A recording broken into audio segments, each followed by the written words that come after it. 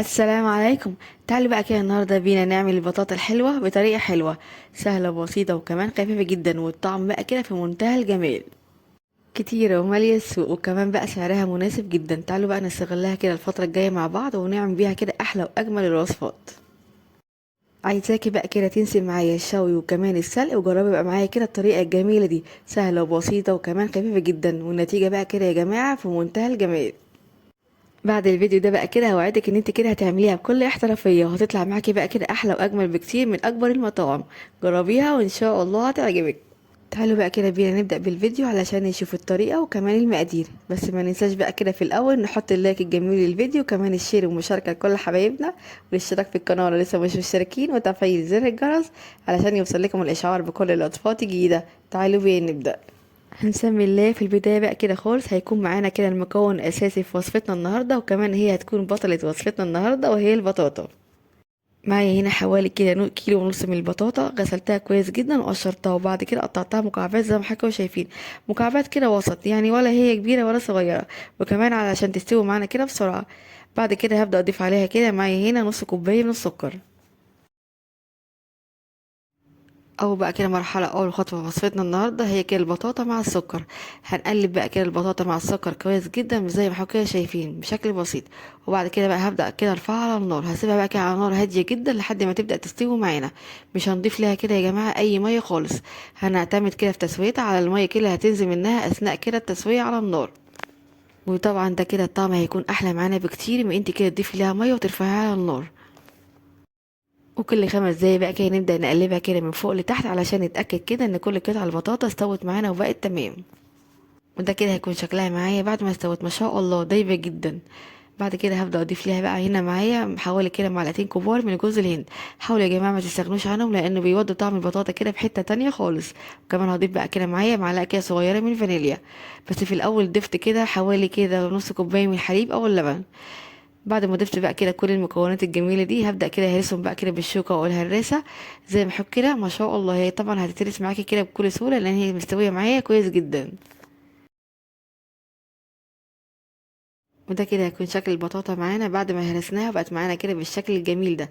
هي يا جماعه كده بصراحه في التوقيت ده ممكن كده ناكلها من غير اي اضافات تانية، هي كان طعمها جميل جدا. بس طبعا بقى علشان احنا عايزين نعمل وصفتنا النهارده كده زي المطاعم واحسن كمان بكتير، هنكملها بقى مع بعض كده الاخر. هنجيب بقى كده معانا طاجن، اي طاجن بقى كده موجود عندك في البيت او اي كمان صينيه، ونبدا بقى كده نضيف فيها كده كميه من البطاطا مناسبه. وطبعا كميه البطاطا اللي هنضيفها كده في الطاجن او الصينيه هتكون على حسب حجم الطاجن عندك. هبدا كده انا هنا ضفت كده كميه من البطاطا حوالي كده 3 معالق كبار بالشكل ده. وبعد كده بدات اسويهم كده في الطاجن بتاعي. يعني نحاول كده على قد ما نقدر نخلي سطحها يكون ألمس معانا بالشكل ده علشان لسه هنضيف بقى كده الطبقة الجميلة التانية. وكمان كده الكمية اللي بقت معايا كده من البطاطا ضفتها كده في طواجن صغيرة بالشكل ده. تعالوا بقى كده نجهز الطبقة التانية اللي هتخلي البطاطا بقى هنا معانا طعمها وشكلها جميل جدا.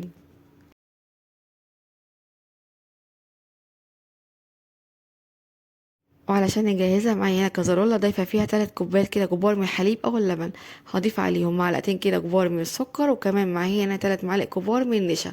وضفت كمان معاهم معلقة كده كبيرة من الدقيق. واضافه بقى كده مميزه وهتخلي طعم الكريمه بتاعتك كده مميز جدا. نضيف كده حوالي كده معلقه كبيره من كريم شانتيه البودر الخام بدون سكر. بعد ما ضفنا بقى كده كل المكونات الجميله دي هقلب بقى كده تقليب مستمر بالشكل ده لحد ما نتاكد بقى كده ان السكر وباقي المكونات ده كويس جدا في الحليب. طريقه الكريمه بقى النهارده سهله وبسيطه جدا. بعد ما قلبناها بقى كده بالشكل الجميل ده هنبدا بقى كده نرفعهم على النار.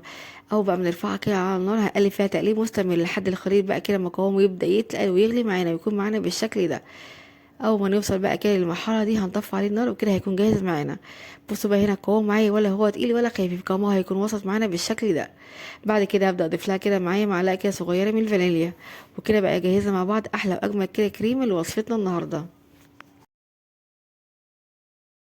على طول بقى كده وبشكل مباشر هنبدا بقى كده نضيف الكريمه وهي ساخنه بالشكل ده فوق كده البطاطا زي ما احنا كده شايفين. لازم تضيفيها وهي ساخنه بالشكل ده علشان لو سبتها بردت مش هتقدري كده توزعيها بكل سهوله وهتكلكع معاكي. وده كده هيكون شكل الطاجن معايا بعد ما وزعت عليه كده كمية مناسبة من الكريمة. وكمان دي كده شكل الطواجن الصغيرة معايا ما شاء الله شكلها قمر قوي. هنسيبهم بقى كده لحد ما يبردوا معانا تماما، وبعد كده هنعمل بقى كده ليهم خطوة مميزة جدا هتخلي الطعم والشكل كده مميز جدا معانا. بعد ما الكريمه بقى كده بردت معانا تماما بالشكل ده، هجيب بقى كده معلقتين كبار من السمنه وهبدا اضيفهم كده فوق وش الكريمه. وكميه السمنه برضو هنا يا جماعه على حسب حجم الطاجن عندك. وعلشان اتاكد بقى ان انا هبدا اوزعهم كده بشكل كويس، جبت فرشه بشكل خفيف كده او بسيط جدا، هبدا اوزع السمنه كده فوق الكريمه.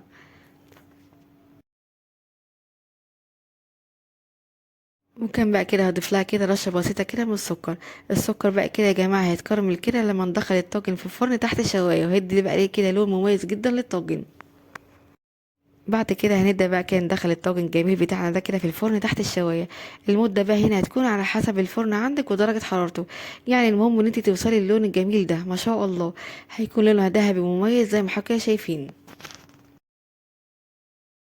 هنطلعها بقى كده من الفرن وهتبقى معانا بالجمال ده ما شاء الله. هنسيبها بقى كده لحد ما تبرد معانا تماما، وده كده هيكون شكلها معانا. وده كده كمان شكل الطاجن الصغير بجد ما شاء الله، شكله امور قوي. بصوا بقى هنا معايا الجمال ما شاء الله. عملناها بقى كده بكل احترافية ولا لأ؟ طالعة معانا بقى كده احلى واجمل بكتير من بتاعة المطاعم، وكمان بقى الطعم حكاية جدا. ليه بقى كده تروح تشتريها من بره كده بسعر غالي جدا، مع ان هي مكوناتها كده بسيطة جدا وكمان مش مكلفة؟ بس النتيجة كمان وكمان الكمية احلى واجمل بكتير من بتاعة بره.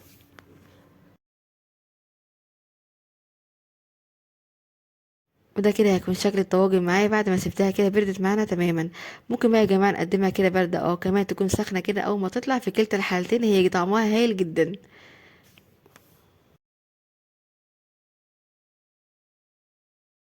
تعالوا بقى كده بينا ناخد معلقة مع بعض علشان نشوف بقى ما شاء الله الطعم الخطير قد ايه. لازم فعلا تجربوها علشان تحكموا بنفسكم على الطعم.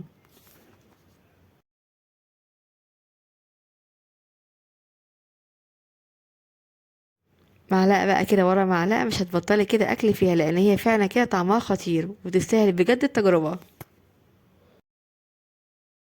متأكدة بقى ان انتوا لو جربتوها مرة بالطريقة دي مش هتبطلوا تعملوها كده على طول، وهتنسي بقى كده الشوي وكمان السلق.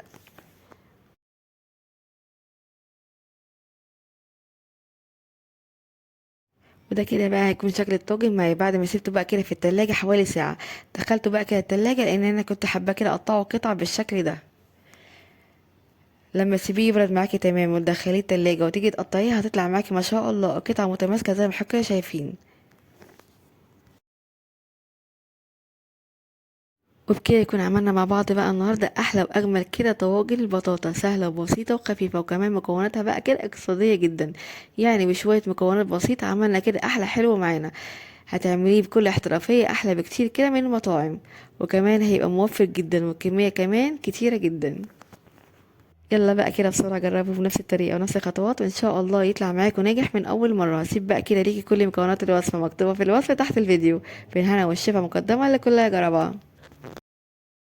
وبكده اكون خلصت فيديو النهارده معاكم، اتمنى بجد يكون عجبكم واستفدتوا منه. لو عجبكم بقى فيديو النهارده ووصفه النهارده ما تنسوش اللايك الجميل للفيديو ده كده على طول علشان يوصل لاكبر عدد من الناس. كمان الاشتراك في القناه لسه مش مشتركين وتفعيل زر الجرس علشان يوصل لكم الاشعار بكل الوصفات الجديده. اشوفكم على خير ان شاء الله في فيديو جديد، مع السلامه.